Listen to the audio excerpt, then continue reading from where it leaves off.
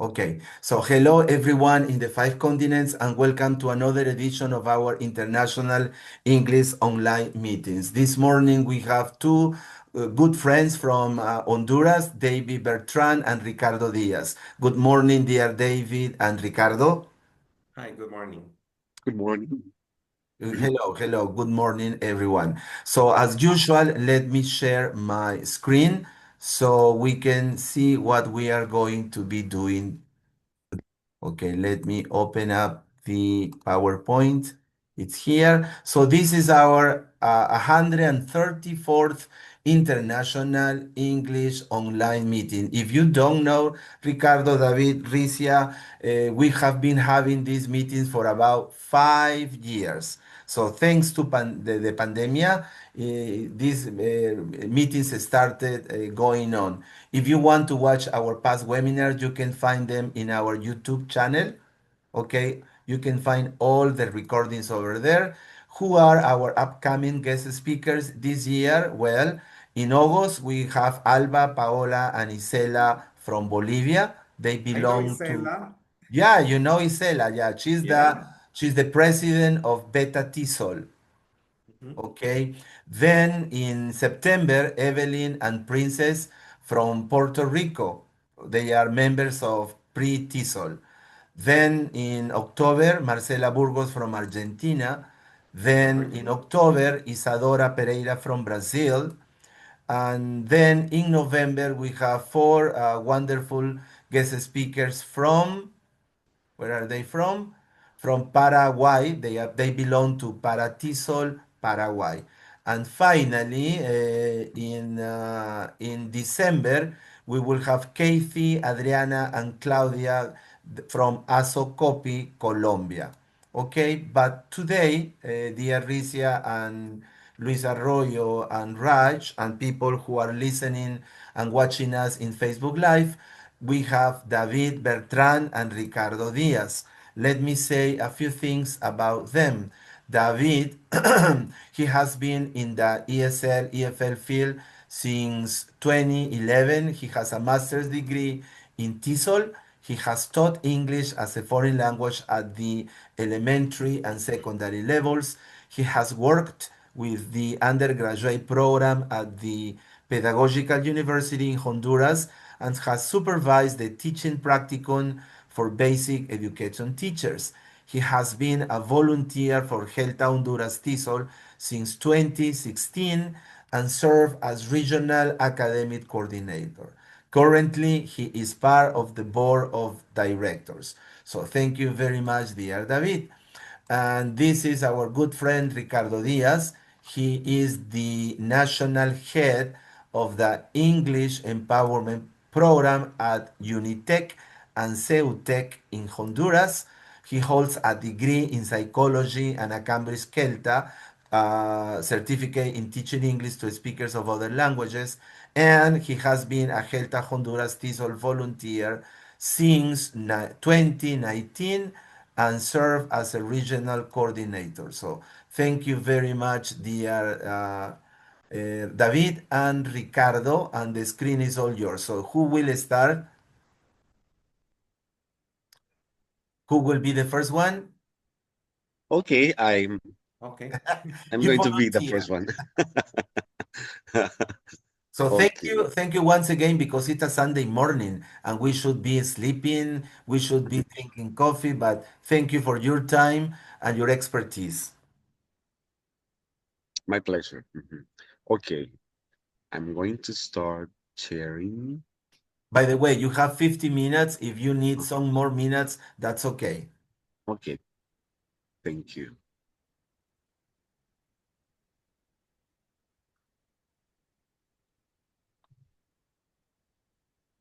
Okay, now we can see your presentation. Okay.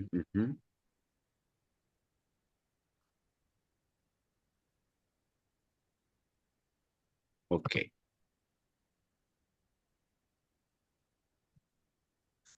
Okay, good morning, everyone. It is an amazing pleasure and privilege to be here with you.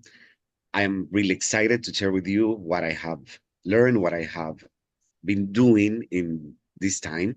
And this is something really fantastic, which is related to social emotional learning.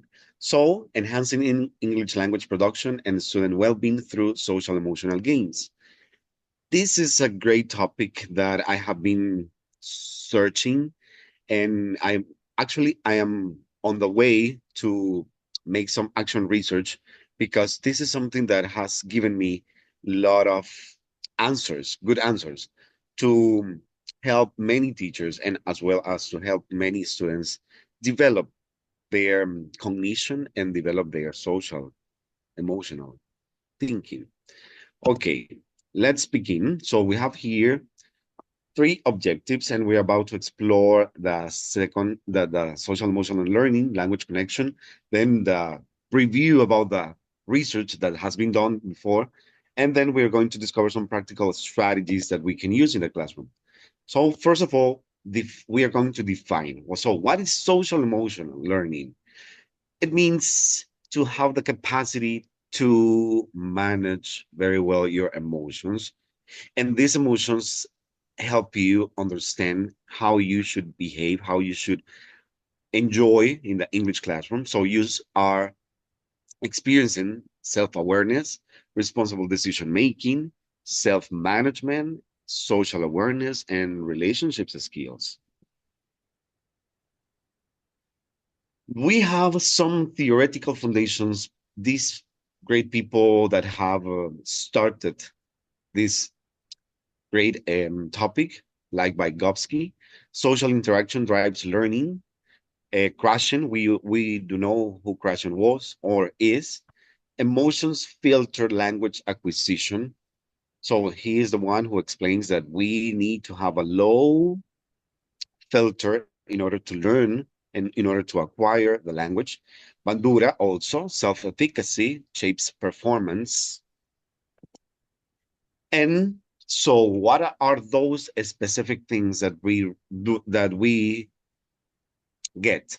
So when we are starting social emotional learning, we are experiencing reducing anxiety. It also encourages participation and promotes authentic communication with our students and colleagues.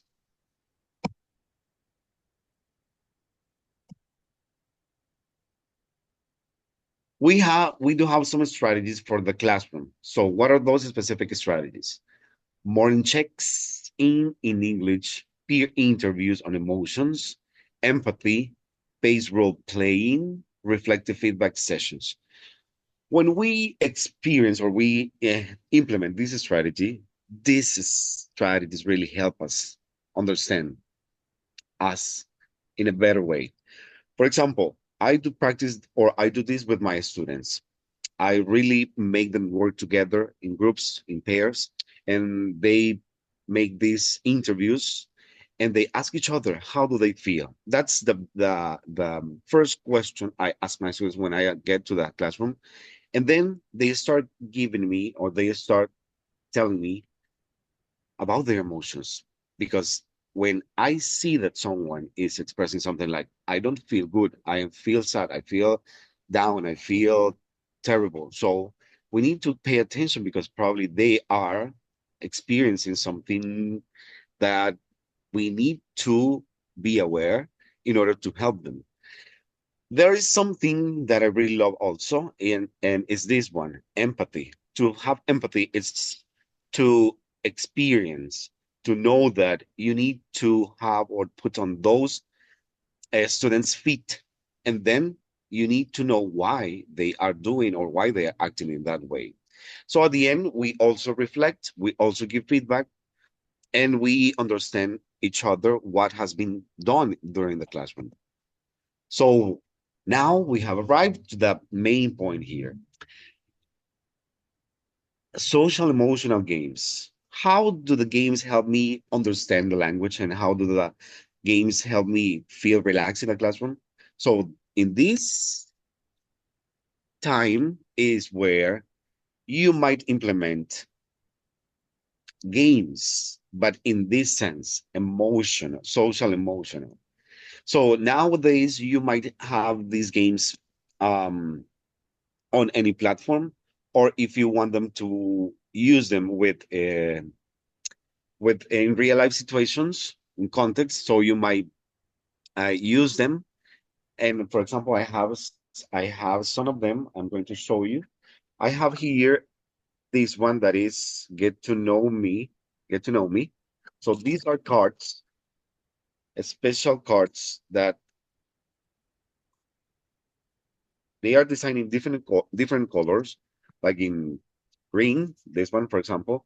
How do you calm down when something upsets you at school or home? I have another one in the yellow color, and this one is if you had a magic wand, what would you do with it? So with these cards, you might distribute with all your students, and you can ask them to come to the front and answer these questions. So these questions are based on social emotional situations. They understand each other, how they might respond. And I also do have here another one that is about 52 essential conversations that you might use. And this is also based on social emotional learning. So what is this about?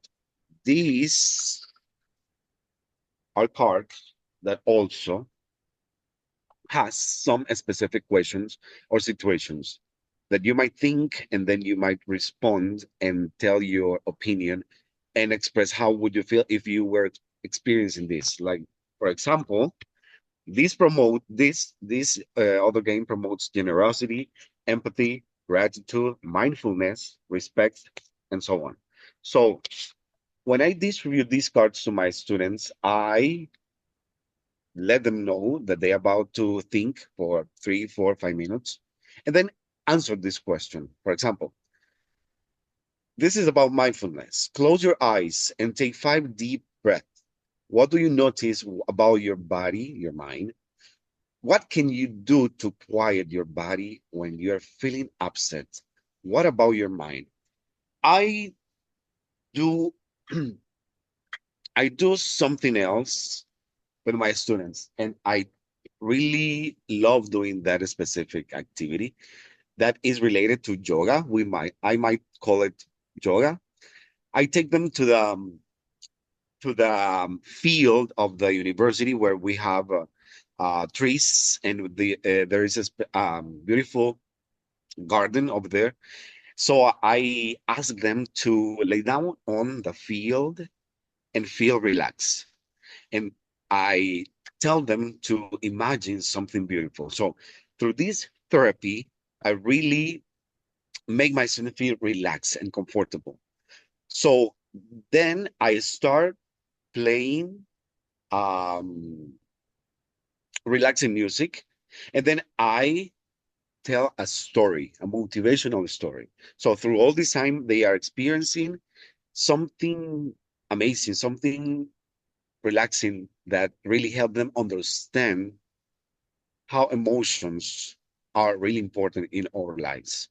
So now we do have here some benefits for English production. Definitely, this has helped me. This has given me the proof that English production is increased when we are experiencing social emotional learning in a good way. So it promotes speaking confidence, listening in skills. It gives also motivation. So they are really active in the classroom, and then they acquire more vocabulary.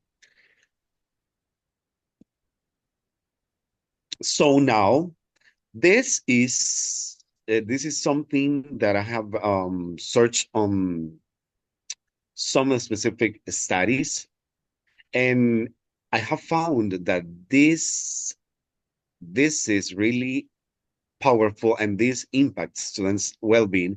As you can see, it reduces anxiety in a 65%. Then it enhances belonging in a 78%. Then also they improve expression at 82%. And then they are finally socializing and getting involved with all these specific conversations and situations with their classmates. So what can we do if we really want to implement these specific strategies? We need to align our teaching plans with social emotional learning. So we need to align them with the goals that we really establish in our classroom. We need to scaffold, we need to level up that emotional vocabulary. And that's why I am using these cards, because these cards really give me the opportunity to understand and get more vocabulary. Then we need to debrief in English. We need to describe more things in English. So this really helped me understanding and getting the main context of the English language. Then we need to utilize technology tools. As I told you, you might use your tools that you have in a virtual way, because there's a possibility to use these games in a virtual form. Then we also provide the specific explanations or instructions to if we really want to train other people. So what are some key takes away? Social emotional learning reduces affective barriers. Games support fluency and confidence. Strong empirical support exists, and implementation requires planning. So once you are doing this, you are going to understand how much important is this. Once your students are understanding the language and you are applying this, you will see a great result, fantastic result at the end, because they are about to improve the way they speak, as well as they are about to experience something different in their minds.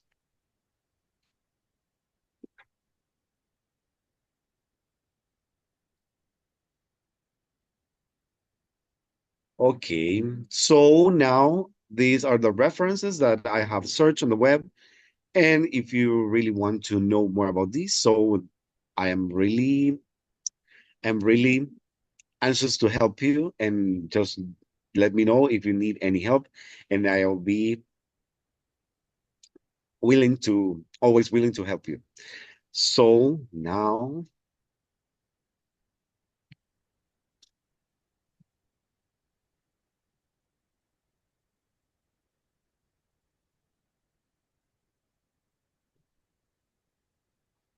okay, so I'm going to stop sharing. Now I'm going to go with you, and I am going to give you the opportunity to interact with me, because I really want to show you how this works. I also want to show you this one. This one. This one is about also emotional ladders, snakes. Could So you could you show it farther because it no move it Yeah, just not of course, closer, farther. Yeah, now we can like see that. emotional. Uh, Uh, it's blurred just a little. uh-huh. it's Uh, blood. yeah, understanding is understand emotions and feel them through. Yeah, it's difficult to read. Yeah, it's difficult. But this one is another game that I've had, and this is the last one. Before you go on with the games, which I would love to have, where did you get them? Well, I asked them on Amazon, and they send them to me to here to Honduras. So this is something that I have always wanted to get, because I have seen the great result, the great um, experience that really help us understand emotions, and we through this we also know that there is a great impact on students' well-being. If later you could take some photographs of the three games, and send them to me. I love Hmm. this topic, psychology and emotional Hmm. intelligence and everything that has to do with emotions and feelings. So now let's see if somebody has a question. Welcome, dear Fernanda from Brazil. Hello, nice to see you after a long time, dear So, Fernanda. Hello, dear Fernanda. Okay, so anybody has a question? I have many questions, but maybe somebody, Ricardo, Raj, Ricia, or Carola, or Zuleika, or Nicole, or Corey, or Luis, or iPhone. Anybody has a question or a comment? I have many. Um, Yeah, go on. can I comment? I'm Dr. Of- Aditya from India. Hello, mister. What should we call you? I'm Dr. Aditya. I'm a doctor by Aditya, profession. that's your name? Yeah. Aditya. Yeah. Okay, Yes. go on, Yes, Prof. Aditya. May I call you Aditya? With pleasure, Professor. Okay, go on. Actually, topic looked very interesting for me, so that's why I have zoomed in. So, Professor David, I want to know how you assess the child psychiatry because I'm a doctor by profession and I'm a diabetologist. So we have this diabetology people. We have type 1 diabetes, young diabetic people, like young diabetic children who suffer from a psychiatry element, which is often missed. Which is often missed. So, how do you pick up these people in your daily teachings? That was my question. Thank you so much, dear Aditya. Thank you. Thank you for that question. Well, s- after the pandemic, we all have experienced that difficulty to interact, that difficulty to know and understand the ones that the ones who we live in. So when we now get to the time that we are face to face, we know that our students are experiencing some difficulties, and this is related to psychology, of course. So how do we need to deal, and what is the treatment that we need to give? So first of all, we need to search, we need to research what is going on with social emotional things or social emotional learning. And we all have read and we have understood how important emotions are nowadays. So the psychology has explained us that we need to interact, we need to feel good, we need to feel relaxed, calm, and secure when we are in the classroom. So since we are with little kids up to adults, so we need to know that this is something that affects all kind of people, and then we know how to deal with it.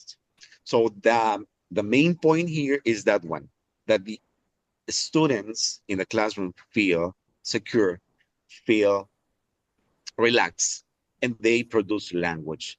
And when they produce language, they produce language in a almost like in a natural way. So that's why we are encouraging people to manage very well their emotions Yeah, and thank you so feelings. much. Anyone who has a question or a comment to make, please feel free to open up your microphone.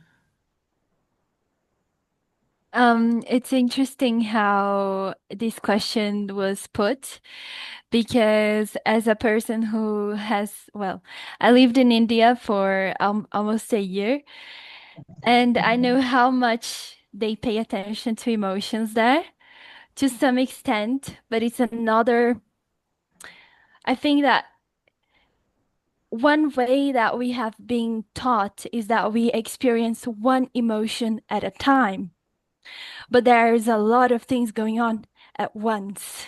So it's really hard for us to make a decision on one emotion, on one student. And I think these types of generalizations, they are detrimental to our students and to the teachers.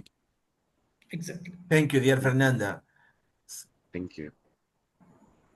Anyone else, please? Yeah, go on, dear Raj in Well, I Canada. think This is just such an important question and such an important part of education, is because when we speak about meet the student where they are, we are not meeting where they are if we just start to teach them. We have to build that connection with them. And how do we connect with them is to create an activity in which they can connect to what they are experiencing. Yeah, Because sympathetic and parasympathetic brain, only one can operate at a time. Because if I'm agitated and upset and I have to come and sit quietly in the classroom, I really cannot learn. right. Mhm. Yeah. Very true. So Very that's, true. yeah. Yeah, I agree with you 100%, dear Raj. Anyone else before Davey goes on with his presentation? Well, I love this topic, like because we are humans and we are always talking and talking and talking, but we do not pay attention to our feelings or emotions, which lead us to do or to think or to behave in a certain way, right? So I'm very interested in the three games you have. Remember, because I had something like that in Costa Rica. Remember, Raj, we got these cars. I got them somewhere with you got the feelings and the emotions, and in the other set of cards you have the reasons why you feel that way. So we learn to discover ourselves, how we felt and why we felt that Mhm. way. Okay, and then we can do something for ourselves. Something to say, David, with all the questions and comments you have had. Well, let me tell you that right now I am actually setting up everything because since I am really interested and I really want to go in depth with all this topic.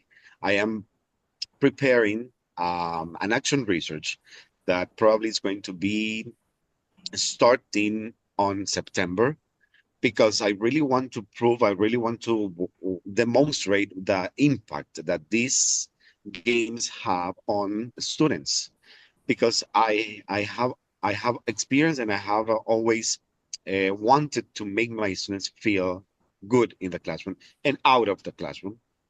And I am going to give you once I have finished with this project, I will let you know, and probably I'm going to be giving you the results in another webinar, and I am going to be pleased to share with this content, these results with you again. So I feel really excited. I'm always so motivated, so excited to share all my knowledge with all of you because this is what people need to know in order to feel relaxed and comfortable. Yes, that's important. Any other comments? Zuleika from Panama, Carola, Nicole, Cory, iPhone, Luis Arroyo. Any other question or comment to make? David, best wishes for your action research. Important training, important learning. Yeah. Thank Yeah, you so much. yeah. So go on, David, if you have something else to show us or tell us.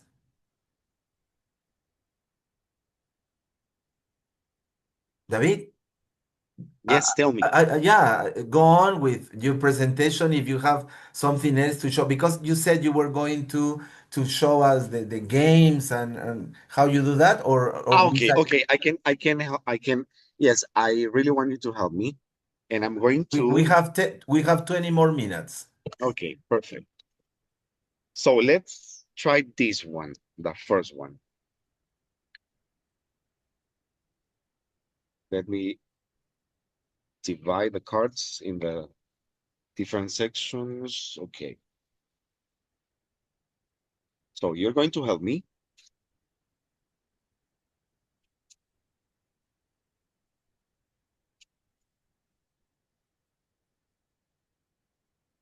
Okay, let's begin.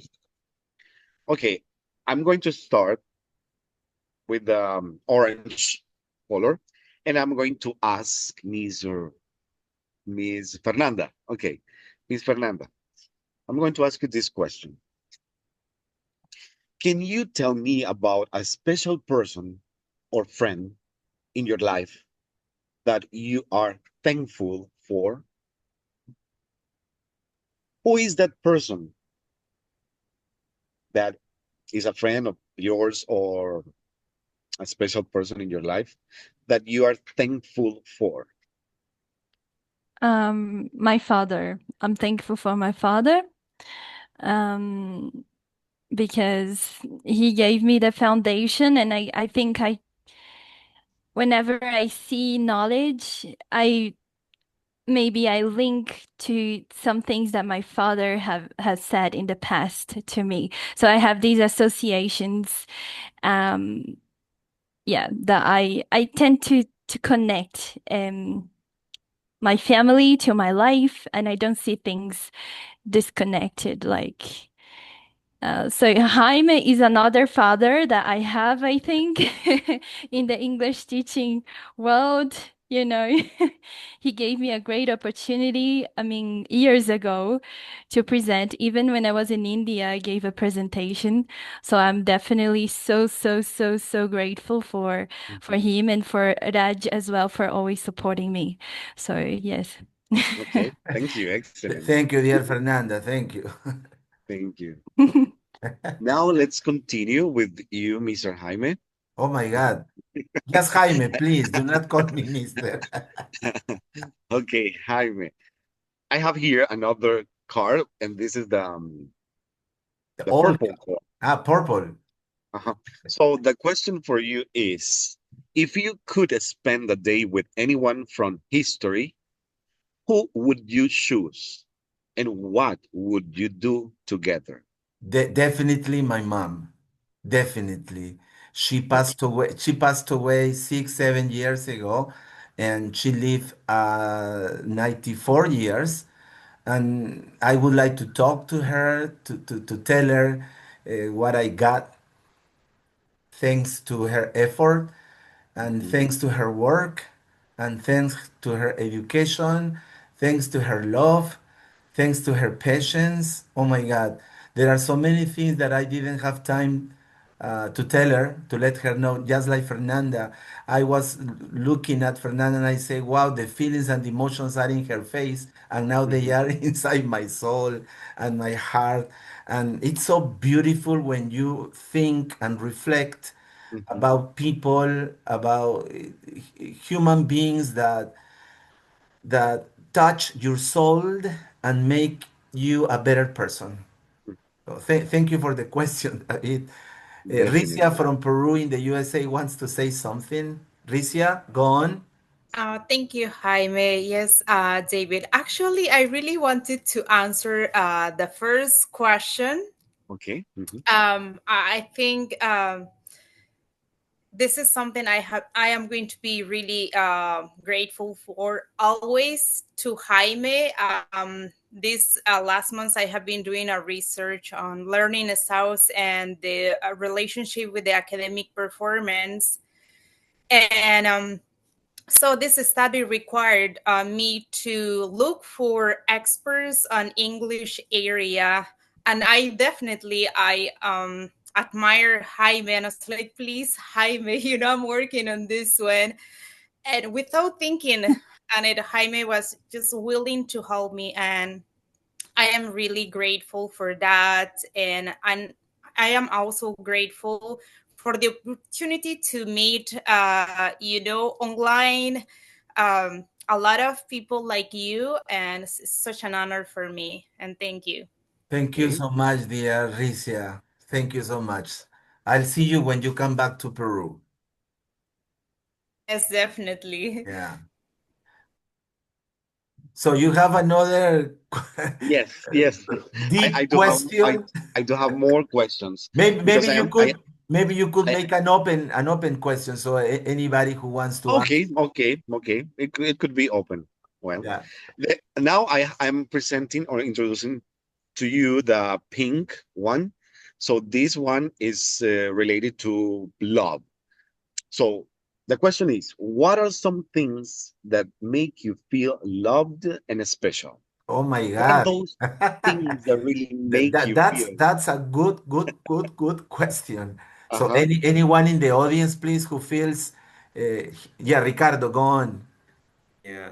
Uh, there are so many ways to express love, and I always said that my mom giving me lemons, tomatoes, and avocados was telling me that she loved me. Yes. Because, and why those three in particular? Because she loved avocados like you have no idea. In Spanish, we used to call her Vilma Aguacate because Yeah. because she loved avocado so much.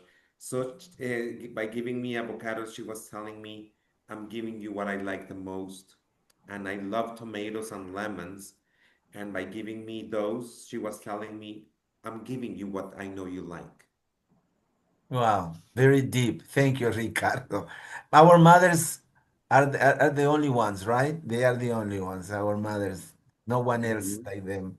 Anybody else, please, who wants to answer the question? Can I answer, Professor? Mhm. Of course, Adithya, gone. Yes, yes. So I actually feel loved with mother. Always the term which sir told that mother is irreplaceable. Yes. And any problem I face, the solace and the comfort I feel is in mother's lap.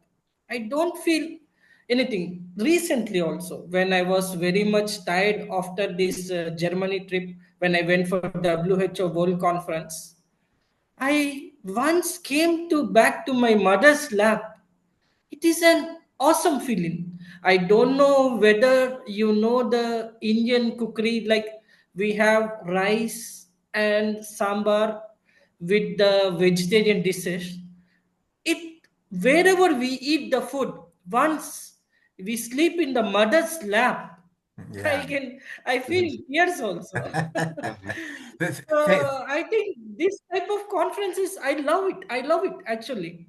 I love it, such Uh-huh. type of conference, and I'm grateful to all of you that I had an invitation for this conference. It's No, my thank you, pleasure. dear. Thank you, dear Aditya, because your comment reminds me of my mom feeding Mhm. me when I was a little child, and now I guess there is water in my eyes.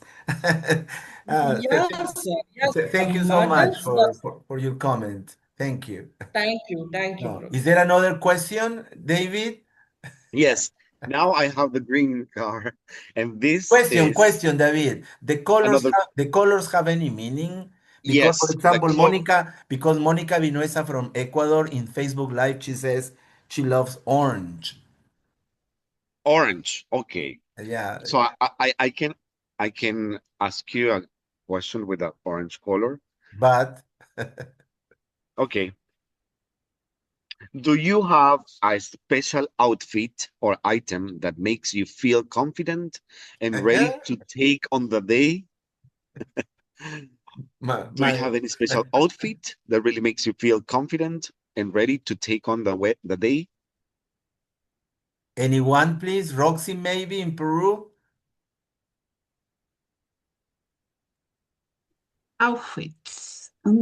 Something external, something material. Yeah, I just like the think scarf you are wearing now. probably. I think I dress the color I Mhm. feel inside. Oh, Okay. Yes. When I feel like more relating into nature, I go into greens and browns shades. oh, When interesting. I feel a little bit more, Uh, how to say it, in peace, relax, and go into blue shades. When I feel energized, a color that gives me energy is purple. So I learned a lot about my inside to be expressed outside. And relevant about outfit, a specific outfit, it depends on who I'm going to meet, where I'm going to be, the day of the week, the season of the year. So mhm. I have lots of outfits that make me feel comfortable, but mainly the memories I can have with those outfits also. So Well, that was very I don't deep, know if dear I answered Roxy. your question.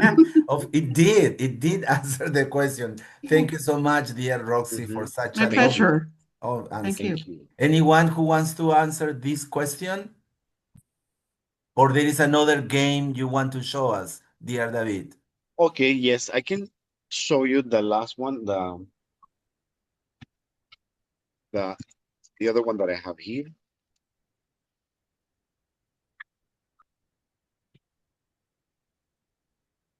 Okay. Here there is a The question, David. Sorry to interrupt. Mhm. Daniela, she's asking us what's the difference between feelings and emotions. Aha, that is a great question. Yes, it is. hmm hmm There is a little difference between feelings and emotions. At this time, I might explain you this through one example. For example, when you are feeling when you are feeling sad, it is a specific feeling that is going to last for a specific period of time. When you are feeling um, tired, it also lasts for a very specific period of time. But when you have an emotion, it just lasts a little bit. So it's just something that you experience in a quick way. So I might tell you that this is the difference between an emotion and a feeling. So a feeling lasts more than an emotion. Yeah, thank you. Now Can go. I have a comment, Professor? Can I have Please, a please, dear Aditya, go on. what a beautiful explanation. David sir, David professor has mentioned it in a very simple way. Actually, since I have the research on the thing, I want to say just add few points. Like if you exactly like feelings and emotions, exactly like what the Professor David has told, emotions are short-lived. These are processed in amygdala. In brain, we have a center called as amygdala. So these are processed in the amygdala, and it is very short-lived. Feelings are like which are in neocortex, the neocortex. So these are the long lasting. Like to say exactly what we used in our research, if you saw a snake, if you saw a snake, you will get emotion and feeling. Anxiety, that emotion is short lived. And oh, I have seen a snake, that is the feeling. In short thing, which my professors in government hospital explained, I have explained because same doubt I have asked in my MBBS first year. My professor explained in same thing. I just Mhm. reminded of my professor. Thank you so much. No, thank Thank you, you. dear Editha, Thank you. Aditya, for such a beautiful, longer explanation. Now, back Thank to you, David. We got 7 more minutes, David. Okay, I have here the other game, and I can ask you these 2 or 3 questions. This one is about or is related to empathy. Think of someone who is struggling with something. What is that person thinking, feeling? How can you help? So now you're about to describe a fight that you had with someone. How can you understand this person better? So once I tell you this, so you're creating the specific context in which you're about to experience empathy. So the idea is that once I give you this, you're about to give me your own perspective, your point of view, in order to have or find empathy on this specific situation. So when you describe a fight that you had with someone, how can you understand this person better? Well, very deep question again. Uh-huh. Yeah. Very deep. Imagine that Yeah. you are having a difficult situation and that's why you're getting angry and you are having a fighting with that person. But how do you understand the other person in the issue that he or she is experiencing? Well, I have an answer, but if anybody else wants to speak, well, here Luis says from Ecuador, hello, Luis, by being empathetic. Okay. What I try to do, David, is I think, oh, this person must have had a problem. He must have been in trouble recently. He must be going through difficult time. I just don't judge him. I don't Hmm. judge her. I try to be empathetic, just like Luis said, by trying to understand his feelings and emotions. As Raj once said, or many times she has said, all the emotions, all the feelings are allowed, but not any behavior. So if somebody is like that, I try to calm down myself first and try to avoid fighting, arguing unnecessarily, because we are human beings and we all have problems, we all have weaknesses, we all have things to deal with. Definitely. Anybody else, please? We got 4 more minutes. How do you handle problems or arguments with your friends or colleagues? Can I say, Professor? Of course, go on. By the way, what time is in India now? 8:46. 8:40 Great. p.m. Yes, sir. 8:40 Okay. p.m. So thank you for being here once again. So I think this I face with everyone. Like I take the point like we should not be judgmental, and we can face this thing with our spouses. With my wife, I have the argument. Then I put my perspective in her. She take cares of my kids, my young kids. She take cares of her, and she goes to the office. She's a doctor, she's a dentist, she does her work, comes back, and she does all the work for me. I feel that a lady who was not related to me 10 years before is doing so much for me.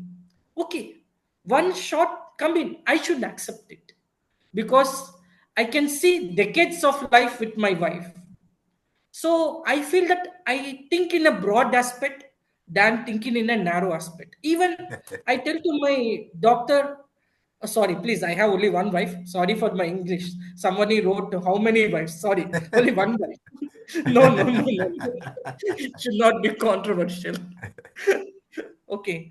So my wife, when she take cares of me so nicely and my kids, I should not be judgmental that why she reacted in that way, and I should not be angry.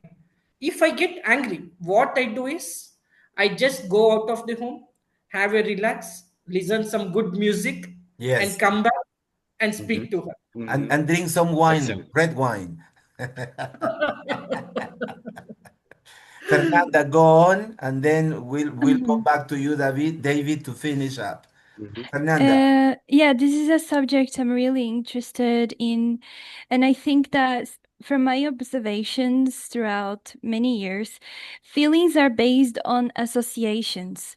So if we don't analyze the associations and where they are coming from, for example, there is an influencer called Ocean Ramsey, and she swims with sharks because she wants to break associations that we humans have connected sharks to monsters because of movies, because of so many other assumptions. So sometimes we get home from work and we want to blame other people because we have created the wrong associations. Maybe we are judging, but things are all connected in our minds. It's like Hmm. the memories are still here, living inside of us.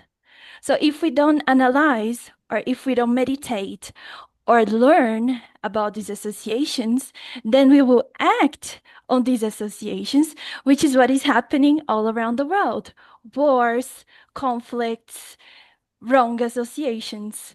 So No, that's my that's beautiful, Fernanda. I had never thought about that. Thank you for giving us those ideas. Thank you so much. So, David, back to you. Hmm.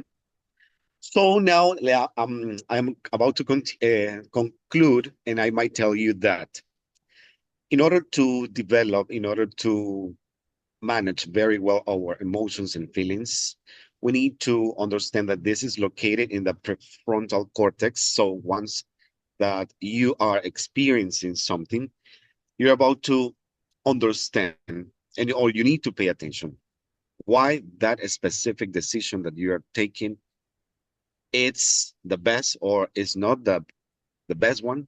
And you also need to be aware of deciding or make a decision in the best way because you need to be clear and you need to have this balance in order to maintain the emotions and feelings that you're experiencing in the best way.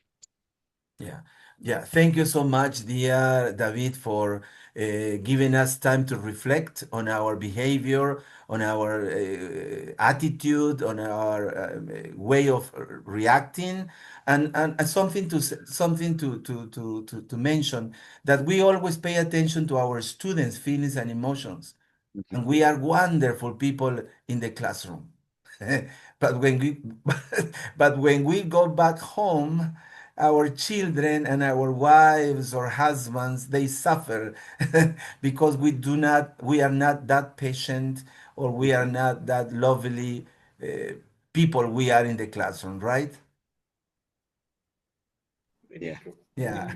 So thank you once again, dear David, and my pleasure. we hope to have you back with us when you have finished your Hmm. research, Hmm. and we will be happy to listen to you and learn from you once again. Thank you. Thank you.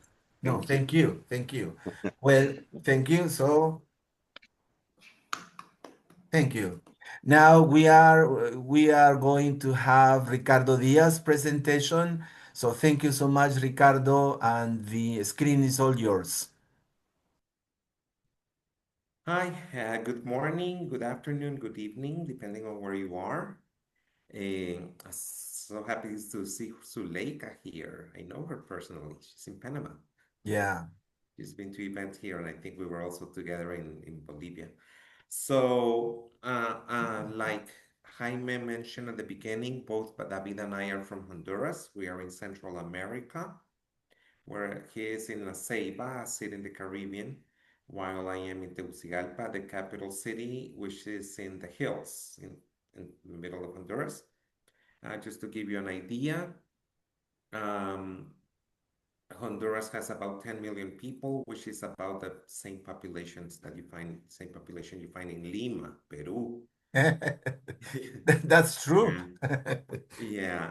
And for example, if you divide a country like Colombia into 10 or 11 equal parts, one of those equal parts will be Honduras. So let's say we are a small country. Central America is very small countries connecting North and South America. So this is so just you can have an idea where we're located. Okay, so thank you very much, David. I love your topic because I love working with students and reducing their filters because this helps a lot to reach our goals. So now I'm going to go into something else, and we're going to be talking about EMI. And this is very different from what David was mentioning. And EMI, what is EMI? And we can say English as a medium of instruction, while other books say English medium instruction, and both of them are the same. So you can see that these are the logos for the universities I work for, Unitec and Ceutec. They are sister universities. And English Empowerment is the new program that started in 2019, sorry, 2023, choose so we can have EMI in both universities. And that's the name of the program, English Empowerment. So here we have some definitions of EMI.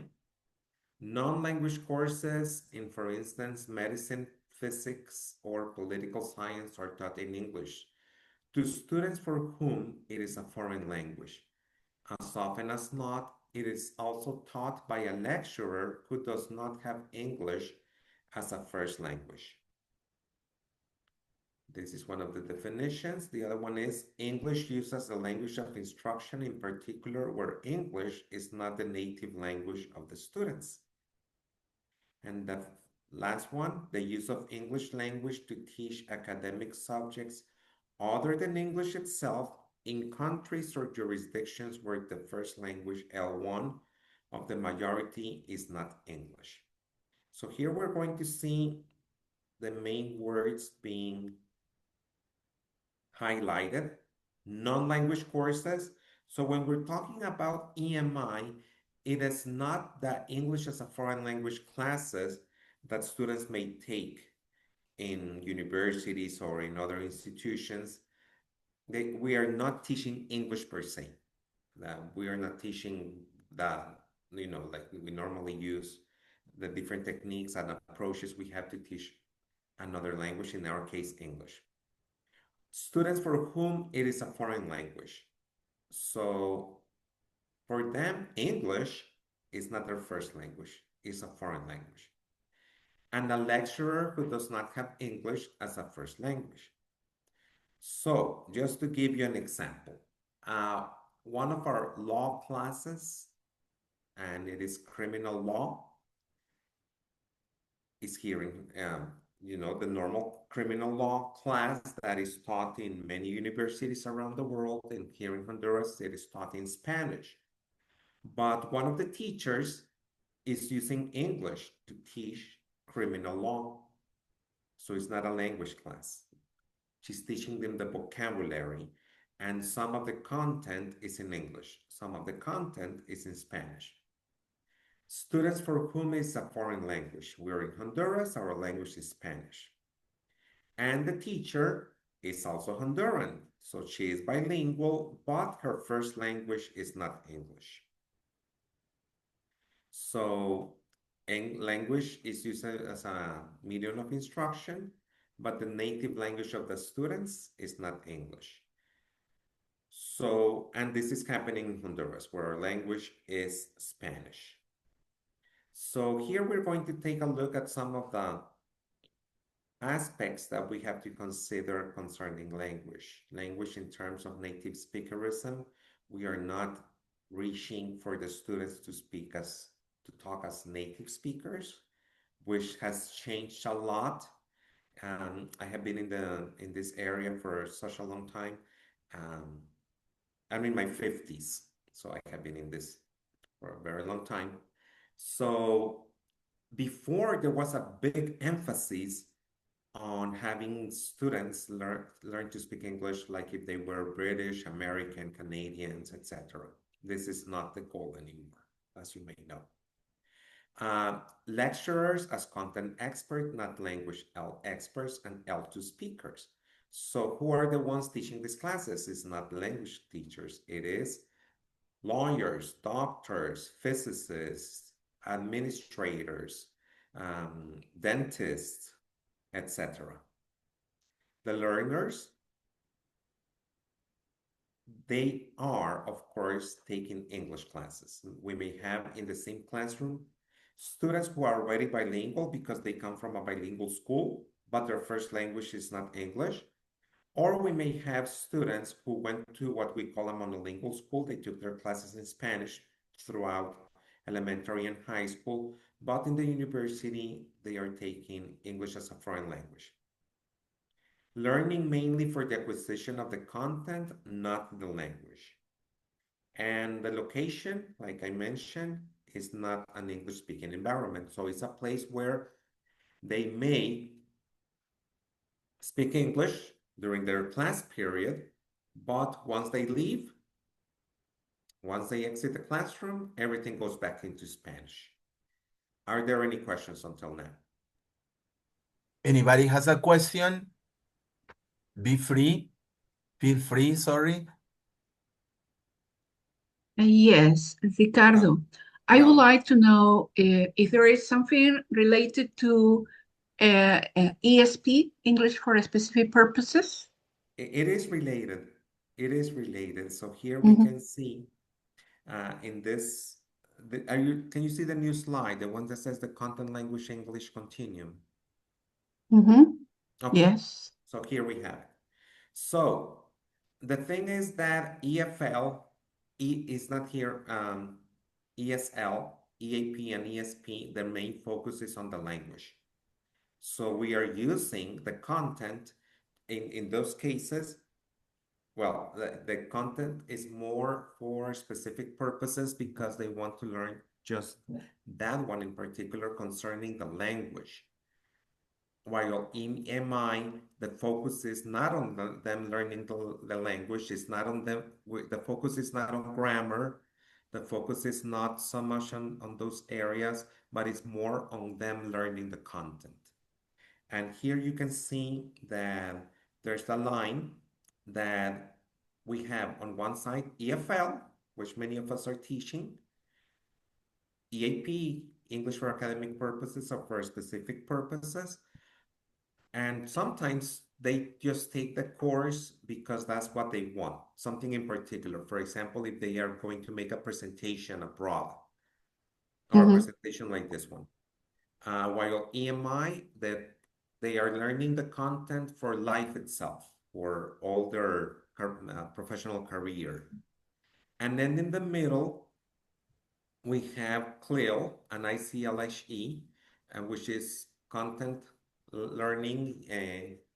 And this is used a lot in bilingual schools where they are learning mathematics, they're learning science, they're learning social studies, but at the same time, they're taking reading, spelling, phonics, etc.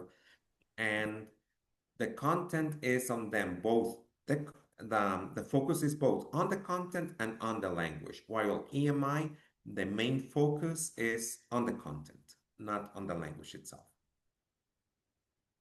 And this project started 2 years ago. It's not easy.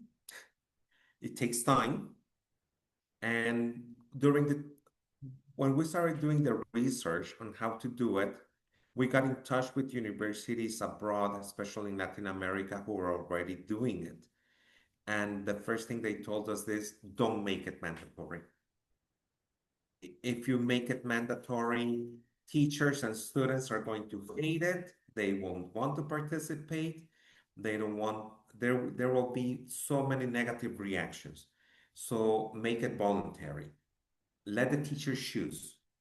Let the teacher choose who wants to do it, in which classes. Are they going to be using English completely in their classroom or just part? And we will see a little bit more of this.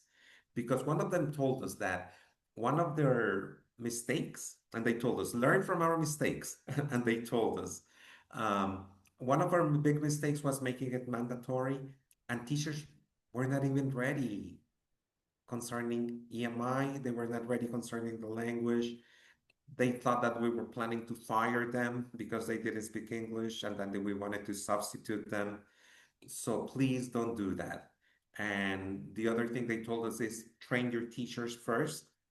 Otherwise, they won't know what to do. Because even for us at the beginning, we thought that EMI was, okay, I teach Introduction to Psychology. I teach it in Spanish. From now on, I will teach it in English. And this is EMI. And it's not like that. It has a process. It has its own techniques, etc. So let's continue. There is a purpose. We have assessment. We have different curriculum models. And we have different access. And then we're going to see the other typologies. The purpose is, of course, teaching the content like I mentioned. But at the same time, of course, we will be interfering with their bilingualism. It's a byproduct. It's not the focus. Intercultural, because when we use material from English-speaking countries, there is a cultural basis in it. The authors, the history, etc. So they get in touch with the culture from this, using this other material in English. And also proficiency, because yes, the focus is not language, but they will acquire the vocabulary. They will be able to understand the lectures. They will be able to understand the, the reading material. The assessment. So here comes the other thing. So the teachers say, okay, if we're going to be teaching in English, what are we going to be evaluating? And so are we going to be evaluating just the content itself or the content and language? So for example, if there are spelling mistakes, are we going to be taking points off? If there are grammar mistakes, are we going to be penalizing them for this? Or are we just going to be evaluating the language? And here is the content. And here is where we have it becomes a little bit confusing because, for example, if you have an administration class and the student answered in English and the content is good, but it has grammar mistakes that do not deter from the content, or from the meaning or the purpose, then the teacher will take it as correct. But sometimes there's a thin line between grammar mistakes and content mistakes. So it takes a lot of experience, and this is something we're still working on. The curriculum models, we can have some that are just in English. Some of them, sometimes we can have part of the content in English, part of the content in Spanish. We may have some content that we have exactly the same on the left column English, the right column Spanish. Or we can start the course in Spanish and make it a transition, little by little, going into English until at the end of the course, the English is the same or more than Spanish. Collaborative, because we may have EFL teachers helping, and bridging because we may be doing the connection between what we have in Spanish and what we have in English. Then the access, the selection model is that, okay, we have a curriculum for a class, and the teacher will be choosing this topic will be Spanish, this one will be Spanish, this one can be in English, etc.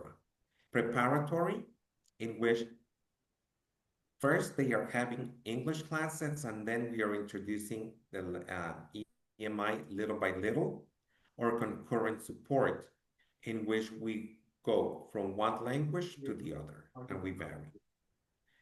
So what we can see here is that there are so many different ways of doing it. That's why we are making it flexible. So teachers can decide how they want to do it, which content, what level of English they will be using, etc. So, because they need to adapt it. It's not the same teaching mathematics than teaching sociology or anatomy, etc. It's a little bit easier for, give me a moment. It's a little bit easier for some majors, for example, marketing, because they already use a lot of terms that are in English. And for computer science, because they have so many terms that are already in English. And because many of the material only comes in English, so they need it a little bit more than other areas. And then we also have areas like medicine, where many of the terms in Spanish and English, since they have Greek and Latin roots, are very similar.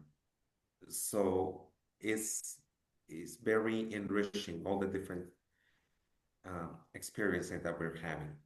Okay, concerning the EMI lecturer, and this is where the interesting thing comes. We thought, okay, so we have to find out which of our teachers are bilingual, either because they went to a bilingual school or because they studied English abroad, etc. And here I just want to mention that, like I said, Honduras has about 10 million people, but for reasons that maybe we can talk about some other time, we have over 500 bilingual schools in the country. So there's a lot of bilingualism. So So we were thinking, okay, we need bilingual teachers. And then we found out that no, not necessarily, because we can have EMI level, category one, in which only the vocabulary will be taught in English. So the teacher can be monolingual with some language.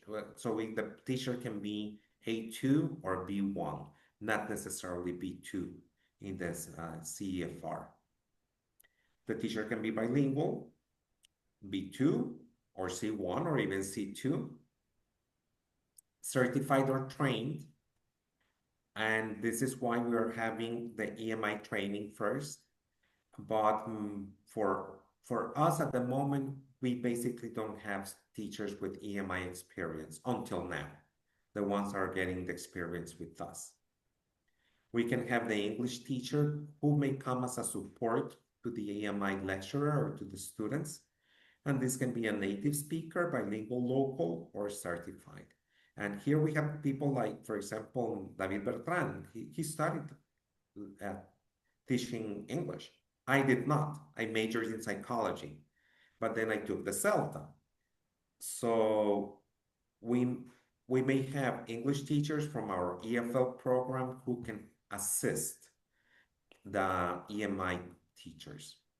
The EMI learners, and here we may have learners who are already certified. They already know English and maybe they took the TOEFL, they took the IELTS, the Michigan test, and they are certified and bilingual.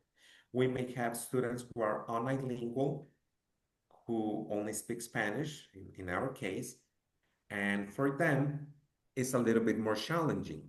So what we are doing is that many of them are just starting with EMI category one because at the beginning of their majors, but since it's mandatory for them to take 8 English levels. By the time they reach their third year in the university, they already know some more English, so they may be able to take more advanced EMI classes.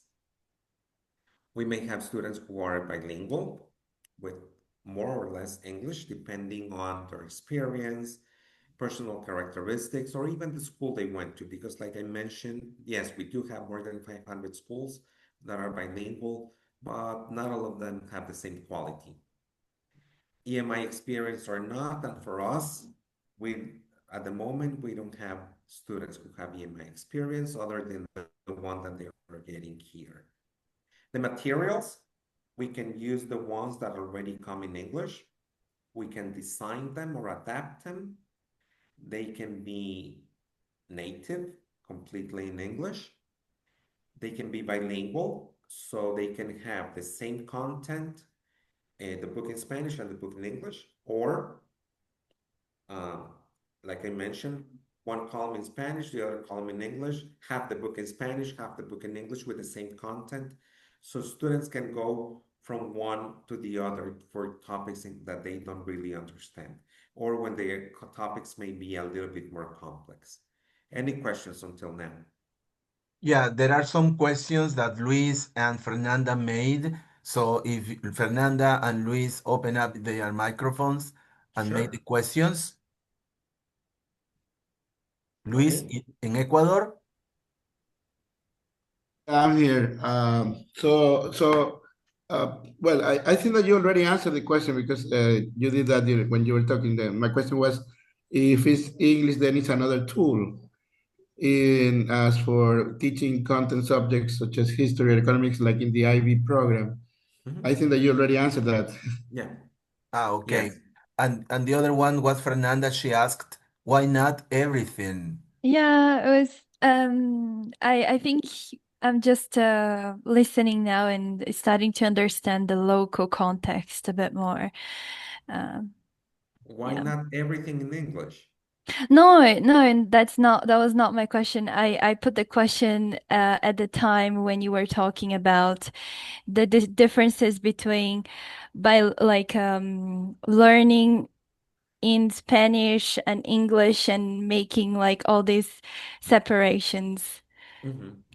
Well, one of the reasons why we're doing it is uh, so once our students graduate, they may have more opportunities. We live in a globalized world, and we know the importance of English.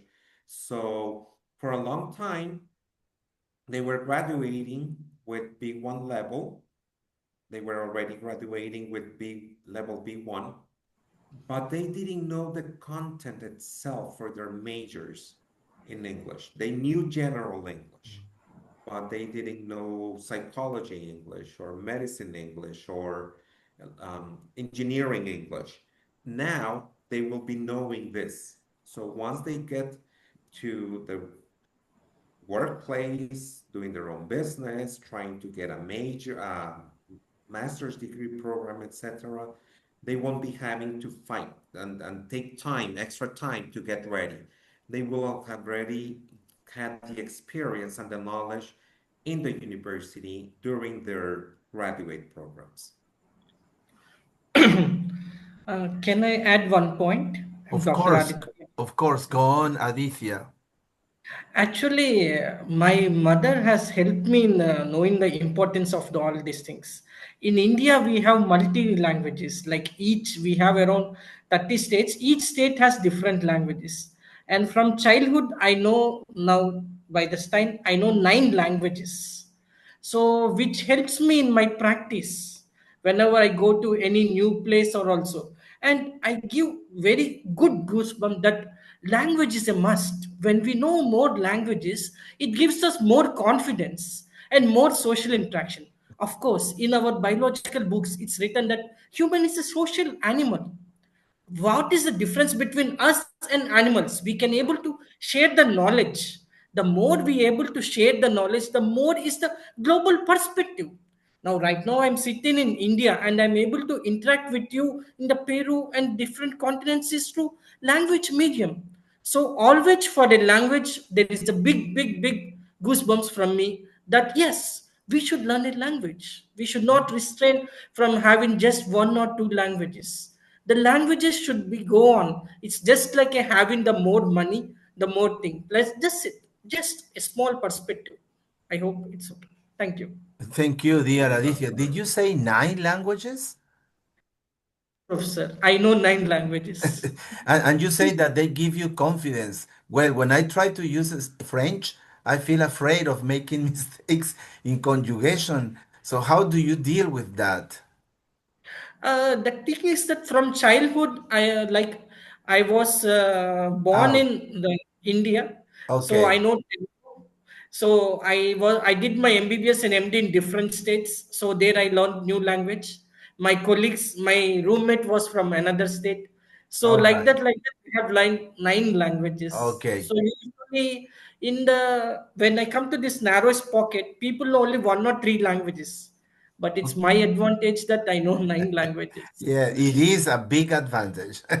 Thank you so much. Okay, Thank we you. got 20 more minutes, dear Ricardo. Okay, 20 more minutes. Okay, good. Okay, the implementation of EMI around the world. And this is interesting because actually EMI started in countries precisely like India or Hong Kong or other areas of the world that were at one point colonized by the British or by the Americans. So English became a very important language in those areas. And oftentimes, since we have so many, in places like India, there are so many languages, and then they come together in one. And it's sometimes English, and that's how EMI started in some areas. And that's how it started in some countries because of the need to have one language in which everybody could join in. But then in some other areas, because of globalization, they said, okay, we have to do this. We have to do business with so many other countries, and the way to do it is in English. So let's not just teach English courses, but start using a content language in our classes in English. And this is how it started it's a little bit stronger in places like Europe and some places like in Asia, but it has already started also in Brazil, Colombia, and Mexico, and there are other countries in Latin America that are already doing it. But it's a little bit more specific cases in one country or another. And these three that I mentioned that are here in Latin America, Mexico, Colombia, and Brazil, are because they have a little bit more experience, because they have more opportunity, so more universities doing it, or they have been doing it for a longer period of time. While in Honduras, we are the first ones doing it, Unitec and Ceutec, but it doesn't mean that we're the only ones. There are some classes being taught in English as a medium of instruction in other universities, but we are the first ones doing it as a program, as part of the institution. And what is the perspective in Latin America? Teachers and students' perspectives say EMI opens doors, but local traditions must be respected. So yeah, we are in touch with other cultures, but we must still have our local traditions in concerning our food, our dances, our other practices, etc. Opportunities. EMI may result in professional development and linguistic growth, like we already mentioned. Some of the challenges. It entails limited language proficiency and may increase socioeconomic gaps. So yes, that's one of the challenges. Students who do not have some higher level of English, so they cannot have a class that is taught completely in English. And then I'm going to show you in a few minutes what we are doing to approach this situation. Potential solution. EMI requires more English instruction for an agency from students and the appropriate training for teachers.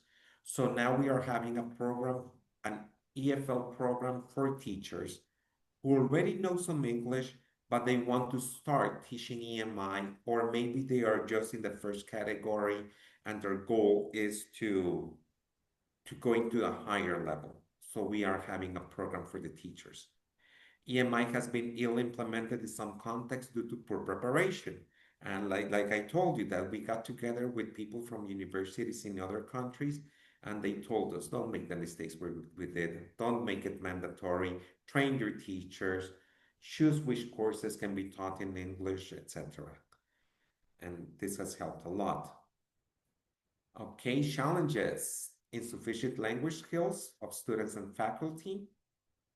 The consolidation of socioeconomic elites, because people who already know English have an advantage over others, but we cannot deny that we live in a competitive world and we need to have more advantages if we want to compete.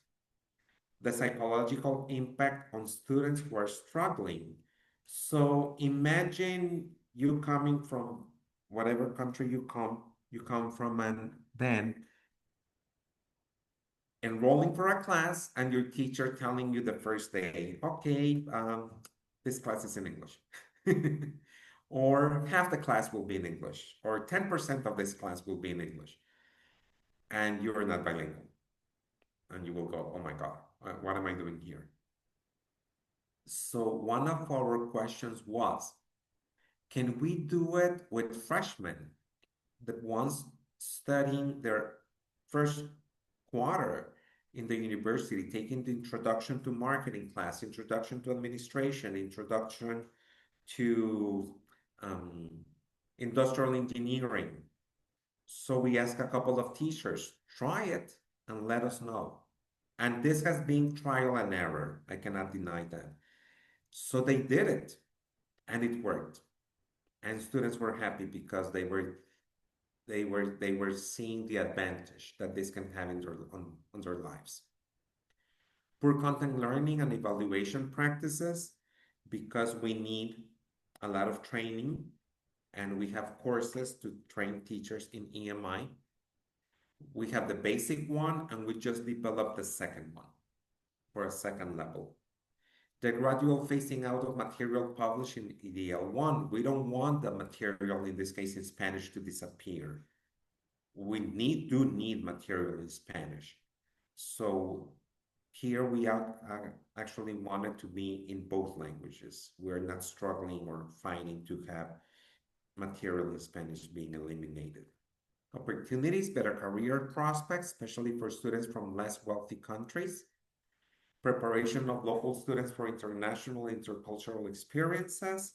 Higher visibility and impact of at the national and international levels, like our students participating in international events and being able to do their presentations in English, because many international events has a language that they take place in. International student and staff mobility, higher income, more opportunities for research, collaboration, and thus more diverse academic elites. A lot of the research is not taking place in Latin America, it's taking place in Europe or in parts of Asia, USA, Canada, etc. So if our students and our teachers have this advantage of knowing the content of their specific academic areas in English, this will give them the opportunity to share and even work with researchers from other countries. Enhancement of student and faculty English language skills, which is a byproduct, improving their English. Okay. How are we doing it? Provide professional development for EMI professors, offer support to students, tutoring programs, promote collaboration between content and language experts, so the engineers may approach us, or the psychologist or the doctor, they may approach us and tell us, okay, can you please help me with the pronunciation for these words, because I'm not so sure, and we are there to help them. Create clear EMI guidelines for both pedagogical and administrative issues. That's why, even though the project started in 2023, we did not start using it in the classroom until 2024, because we had all this time to prepare, so we could do it step by step in an organized manner. And here, this is a question for you. Do you think learning and knowledge construction happen in the very same manner across disciplines? Why or why not? Justify your answers with examples. And I will just like to have a couple of people participating and answering this question. So anyone who feels like answering this very interesting question. So do you think learning and knowledge construction, happens in the very same manner across disciplines? Anybody who wants to speak up his or her mind? Yeah, Fernanda? Yes. Well, I think it's very hard to answer this question first because there has been no evidence, in learning, in how people actually learn and how they actually expose or express this knowledge. So I think we have to be careful in making assumptions. But I would say, in my experience, yes. Thank you. Can I answer for it? Of Sure. course, go on, Aditya. So, actually, this is a very interesting and very good question. The thing is that each person is independent. So, I can say just we can have the different shades of colors we can see on the face. My color is different, your color is different, genetic is different, everything is different. And if you take in medicine also, each person is different. Like if you say, take a baby of Down syndrome who has intellectual disability, but he will be very good in music, dance. So the greatest potential of us as a professors or as a teachers as a teaching medical student is identify the key aspect where he can do the excellence. Pick up that aspect. Like recently I saw a video in a training section video where a fish is asked to climb a tree. which is a very good in the water. So I feel this construction should happen in everywhere, but in India we are missing that. We are missing. We are very much missing that in India. I'm telling from my perspective, because in India we have this missing perspective because everyone has their own idea on pushing onto their child. I had my independent parents because my parents were very well educated. They gave me access for becoming a doctor, which is very, very, very difficult during my age time to become a doctor. So I think you should identify the potential where the person does good and improve that potential, and you see that many, many, many interesting and mind-blowing explosions in the discovery of the intellectual field will occur. Thank you. Thank you very Thank much. you. And you know that one of the advantages, thank you very much for both your answers. One of the advantages of my position now is that, since I'm in charge of this program, I have to go into the classroom to see how the teachers are doing it in the classroom. Yes. And they are so creative. They're amazing. All the things they come up with, games, presentations, projects, songs, and they are doing so many wonderful things. And they are doing that, looking into their own potential and their students' potential. And now um, we go and see what they are doing in the classroom. And one of the teachers, and it was an economy class, and they had to work on a project, entrepreneurship project. So I just had to go see the class once. And I was there. She introduced me. I talked to the students about EMI, etc. They already knew because the teacher had told them. And the next day, another group was going to present. And when I was exiting the classroom, the group that was going to present the following told me, can you please come tomorrow so you can see our project too? And that this was their own initiative because they wanted me to see how they were also using EMI. So academic and disciplinary cultures are diverse. Each discipline has its own set of literacies and ways of thinking. Knowledge construction is context sensitive. Tasks and genres within EMI classroom vary according to discipline, and I have been able to observe this because it's different how they do it in different areas. But there are some things that are common to whatever discipline you have. You have planning, you have oral presentations, you have group reports, you have projects, you have presentations. So you just have to make sure that very clear instructions and guidelines are given, no matter what class they are going to be teaching. Maintaining the students' active engagement in tasks is very important, and providing relevant feedback on task performance. So this is very important to keep the students motivated. And I just want to share something else with you so you can see how we have adapted EMI into our universities. So here we have, this is in Spanish, but I'll be translating. Okay, so these are the categories. Okay, so our aim, and even though this is our aim, and this has suffered some modifications as we go along and learn more about this, we have category EMI 1, which is mainly used in the first year of the university. And this was our goal, but it's not being applied completely like this. Only 10% of the class is in English. We require the teacher to have a B1 level and that they must take the EMI preparation course. We expect the students to have between levels A1 and A2, and this one focuses mainly on the glossary. Then we have EMI 2, and most of our teachers are starting as EMI 1 because first they are trying to see how things are done, how it works, what they can do, what they need to adapt. And some of them are moving into EMI 2 because they see that they can do it.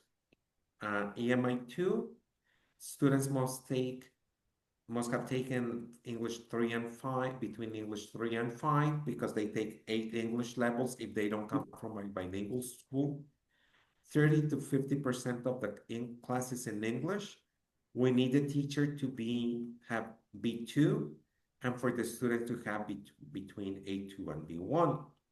And here we also have the glossary, but we already have some readings. Some of the reading material will be in English.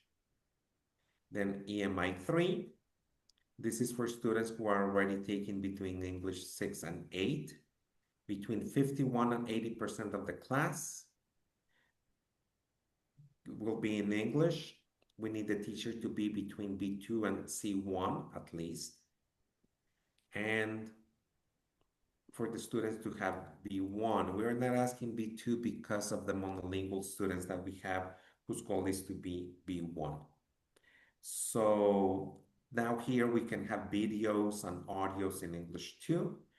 And then we have EMI 4, between 81 and 100% in English. The teacher must have C1 or C2 level.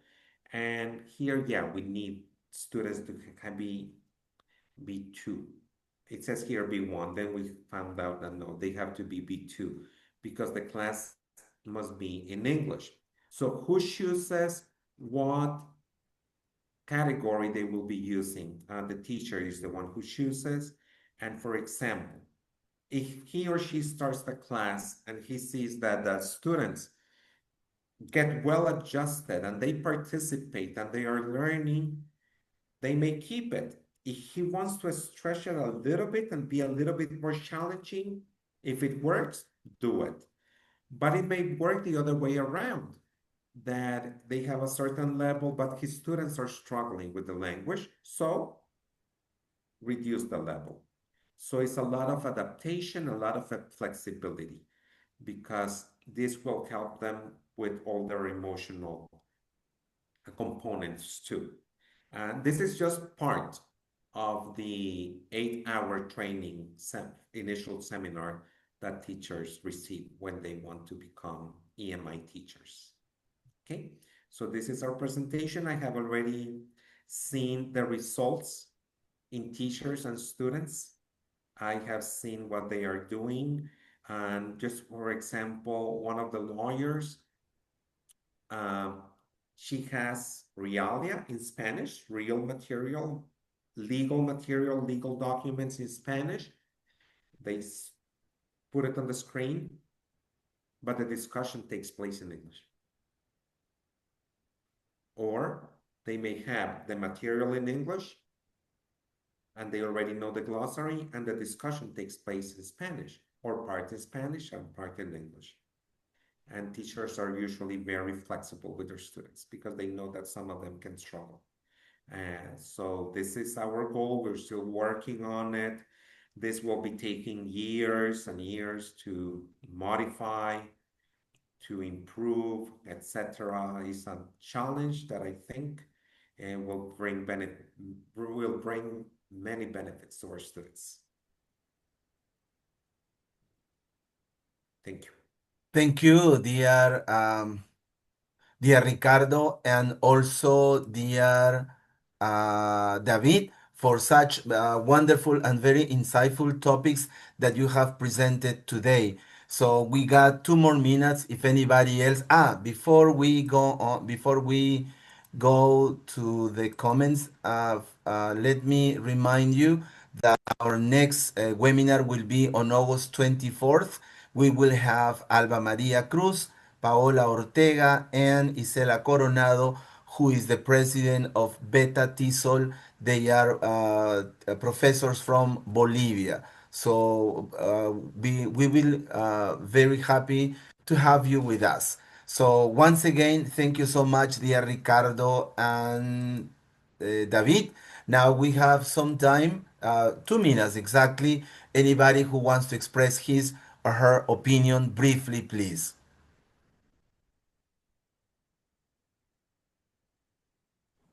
Can I speak, Professor? Of course, Aditya. Yeah, I am very new to this thing, and I feel grateful that today I have joined, and it has given me a new perspective. I need to thank both David Bertrand and Ricardo Diaz, and I don't know why I like to very much Jamie Professor. I know if I pronounce it in a wrong way, please pardon me. It's okay. Uh, It's okay. Don't worry, and we hope to have you more often in our webinars, and you can invite anyone from your country or any other country over there in India. Okay? Thank you so much. Thank Anybody? you. Thank you. Thank you. Anyone else, please? Hi, good morning, Jaime. Good Hello, morning, Zuleika again. good Hi. morning, Zuleika. Ricardo Hi, and Zuleika. David.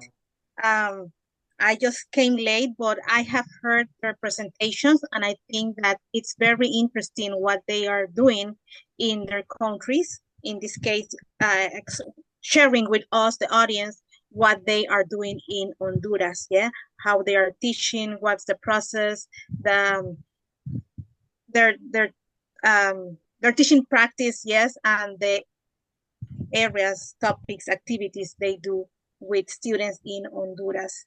So thank you for being here and sharing with us. No, thank you, dear Zuleika, for your words. Zuleika. And let me thank also Denis Montaño from Ecuador, because thanks to him and Yatach University, I have this Zoom account. And also Gracia from Honduras, I guess, because she's the contact. She is the leader, the top leaders in the world, and she has contacts everywhere. And Ricardo and Davy are here thanks to her. By the way, next Sorry, you year, know something? yeah, tell me, Ricardo. Gracia's children, her sons, they were my students Oh, in elementary and high school. unbelievable, isn't it? Yeah.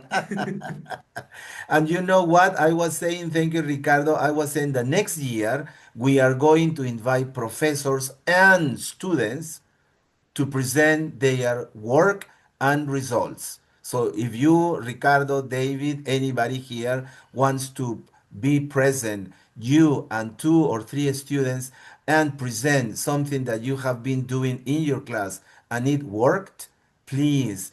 We already have Paola from Colombia and Marina from Argentina. They will be the first two professors who will be here next year in February and March presenting their research and their result. Okay? Anybody else, please? Maybe the president of our community? Well, I'm and David and Ricardo, so much to think about and an excellent presentation, and hope to get more information from both of you. Thank you. Yeah, a lot of information to process Yes, that's and right. digest. Well, time for you, David and Ricardo, to say thank you to the audience. Please, time for you. David? Thank you. I just want to say thank you so much for all these great opportunity that we have had, and I am really grateful for having this fantastic opportunity. Thank you. I really appreciate it. Thank you, dear David. And finally, Ricardo Diaz. I love sharing this with you because it's something we've been working on for 2 years and seeing the results and being able to share this internationally now is a great opportunity. Like I tell my students at the end of each class, may the force be with you. Yeah, well, and thanks everyone for being here, especially Ricardo, David, Aditya, Cory, Bethy, Raj, Daniela, Julio, César, Fernanda, Luis Bermúdez, Nicole, Ricia, let me see, Ricia. Raúl, Rosana, María Ceballos Treyes, Roxana, and Zuleika. So, time for me to say thank you and goodbye and see you in August. Have a wonderful Sunday. Goodbye, Thank everyone. you. Yeah, thank you. Thank you, Thank you. Jaime. Thank Thank you. you. Thank you, Rosana. Rosana Bye, will be everyone. traveling to Honduras next year. Honduras next Yeah. year. Yeah. Okay. Roxana, I know you. Do I? Yeah, I know you, right, Roxana? Yeah. Yeah, I know. Yeah. So if you need a translator, Rosanna, take me.